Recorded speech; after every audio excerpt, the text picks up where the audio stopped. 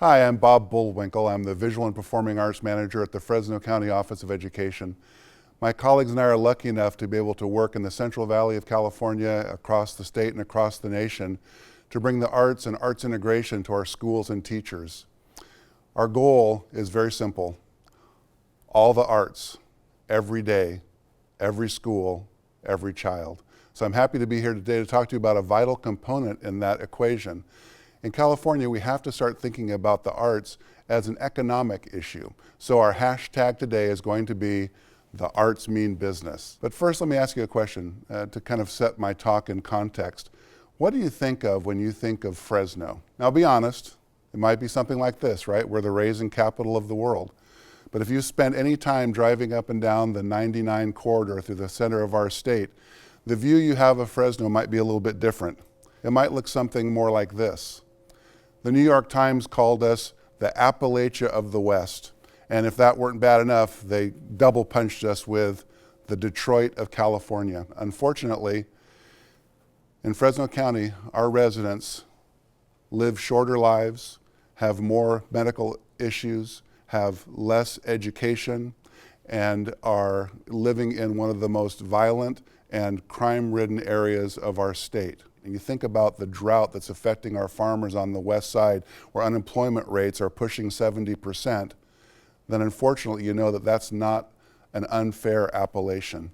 So when you think about that, and you think about all the challenges that we're facing throughout our state, but particularly in Central California, kind of a world unto itself, it might surprise you to see this headline from the Atlantic Monthly: California's newest tech hub, Fresno, along with the Bay Area, LA. It just doesn't make sense. But that's really a testament to the fact that we've had an arts revolution happening in our community for the last several years. Since 2012, when we became the 10th national site for any given child with the John F. Kennedy Center, an amazing transformation has happened in Fresno Unified and also in all of our schools throughout the county. In Fresno Unified alone, $3 million in increased funding for the arts, a comprehensive plan to educate every elementary teacher on how to integrate the arts in their classroom, district-wide arts experience for fourth graders in music and third graders in visual art. When we began the project, out of 35,000 elementary school students, about 5,000 were engaged in the arts. In just 2 years, we've raised that number to 25,000, 5 times where we started. So not just in Fresno Unified, but throughout the county, there is really a renaissance and a revolution happening in the arts. A big part of making that happen has been our new Arts Business Coalition and the Spark Grant program. So when you think about the connection between the arts and the creative economy, all those connections might not immediately be there for you. So I want to tell you a story before we get going any further about 2 really famous musicians. So think about the differences in our world created by these 2 musicians who just kind of played around with physics in their spare time. Without their contributions, we wouldn't have transistors, we wouldn't have solid state circuitry, we wouldn't have microchips, we wouldn't have digital cameras and cell phones and computers and DVDs, and you wouldn't even have that 55-inch high definition TV that you like to watch your sports on, all because of the contributions of 2 musicians. So you might think, well, what's the connection? Maybe that's just an isolated case. Is 3 times more likely for Nobel Prize winners than it is for the average citizen. There's a connection between the arts and that creative right side of the brain that helps us create innovations, not just in science, but in technology, in engineering, and mathematics.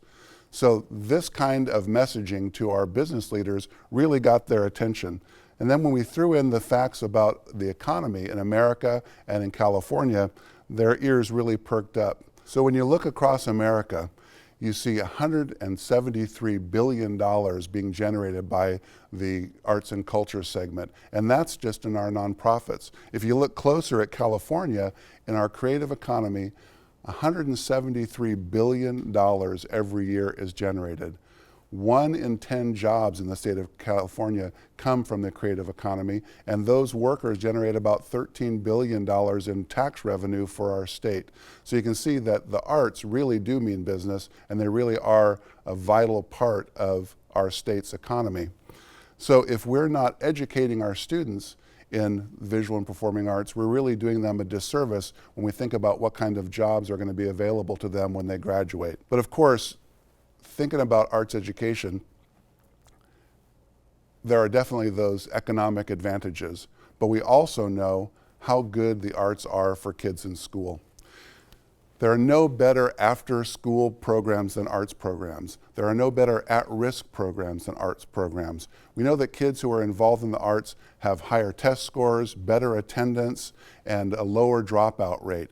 In fact, did you know that kids who are involved in the arts are 3 times more likely to graduate from high school and 3 times more likely to get a college diploma than kids who are not involved in the arts? So the arts in and of themselves certainly are worthy of study. When you add to that the fact that they're going to prepare students for jobs in the 21st century economy, they become absolutely vital. So what can our schools do? How can we bring about a more creative education for our young inventors, our young scientists, our young entrepreneurs, and our young audiences? I wanted to talk to you about the ways that the 4 C's of 21st century learning are engendered in arts classes, but also transfer to learning in other classes. Creativity, collaboration, communication, and critical thinking are vital parts of every arts classroom, and when our arts teachers teach them for transfer, they affect student learning across the curriculum. So that's one of the first things we can do to create this new learner for a new century and a new economy, is to incorporate the 4 C's in everything we do. Here are a couple of examples of schools that are doing just that. At High Tech High School in San Diego, art students in Jeff Robbins' class teamed up with scientists at Derm Tech and their biology teacher to study the most common form of cancer in America, melanoma. The students had rigorous science education that enabled them to really understand the etiology of the disease and also preventative measures. In turn, students created artwork that demonstrated their understanding of those scientific concepts, and more than that, told the story of the disease in a visual way that people could understand. And those paintings now line the hallways at Derm Tech. So just one example of business partnership, science, art working together for the common good. In elementary school, students at Fort Garrison Elementary in the 2nd grade are integrating dance and science. Students learn scientific concepts like photosynthesis and then create dances that demonstrate their understanding. And when you think about it, everything in science is a process, everything is a cycle. And so using dance and kinesthetic learning to bring science to life is an ideal way for young learners to grasp scientific concepts, even ones that are very difficult to understand. So that's just a couple of examples of how arts, science, and business can work together in the real way. And if you look at those 2 examples, you'll see the 4 C's of creativity, collaboration, communication, and critical thinking running throughout. But what you'll really see is students who are involved in authentic learning. They're involved in real world learning, and they're involved in learning that makes a difference to the world around them. So in the 21st century creative economy, we have to stop thinking about the arts or any learning being confined to schools and think about how we can involve our community.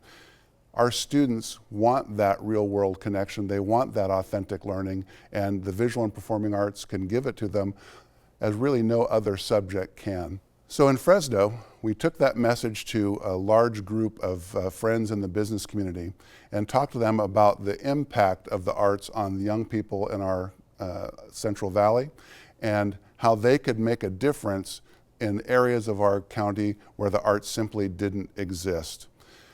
We started the Spark program, a re-granting program where we connect businesses with specific schools and create new arts programs where none existed.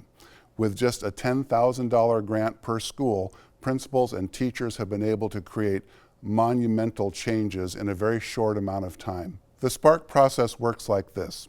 We identify schools based on need, we invite applications, and then we ask the teachers and principals to invest some time of their own. We know that no gift of resources that's unmatched is going to be permanent and sustainable. So we really ask schools and teachers to take some time and assess their arts programs at their schools. Where are they? Where would they like to be? What are the gaps that exist? Once they've done that, we try to connect them with the businesses and with the financial resources to make those new envisioned projects become a reality. For example, on the west side of Fresno, in the town of Mendota, there's a little elementary school called McCabe Elementary. Music hasn't existed at McCabe in living memory. So those students who come to school every day looking for that creative outlet have nothing to be offered them. Through a Spark grant, students in 3rd grade were offered music again. They studied the recorder all year long, worked with a music teacher, and as the culmination of their year, traveled into Fresno to perform with the Fresno Philharmonic in their Link Up concert. So the students not only got to hear the Philharmonic, but they played their recorders along with them. They joined about 2,000 other students in that, and the sound of recorders filled the William Saroyan Theater, and more importantly, filled those students' hearts with the knowledge that they could express themselves through music.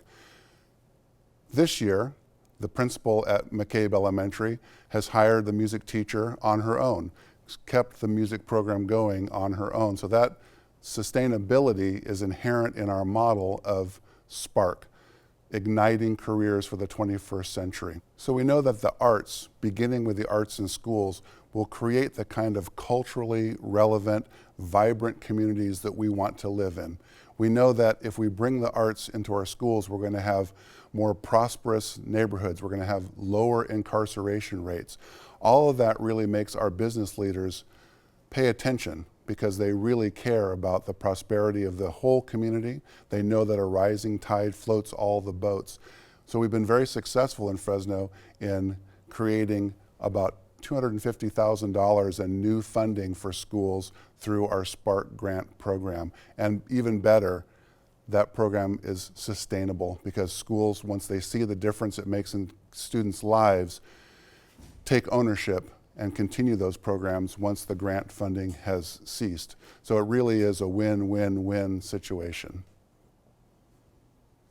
At the end of the day, though the arts are essential in creating the kind of creative economy in California that we need and want, we know that the arts offer so much more for our students. Through the miracle of Facebook, I'm in touch with hundreds and hundreds of students in the arts throughout the years.